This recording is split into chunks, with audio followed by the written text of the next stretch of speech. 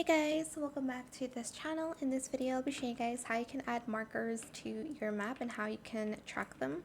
So press M.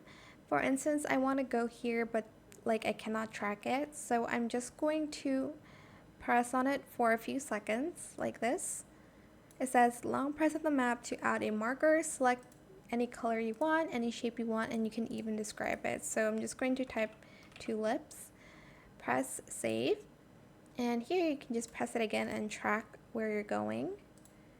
So you are able to track it by following these stars, like so. And once you've made it and you want to remove the marker, you're able to do so. So go and press M again, select it. Whoops.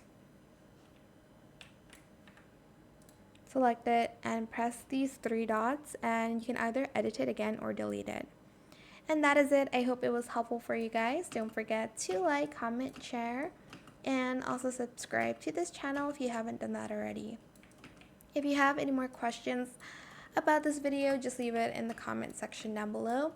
I'll try my best to answer them all for you guys. And if you found this video helpful, please click the thanks button as well. That is it. Thank you so much for watching. Bye.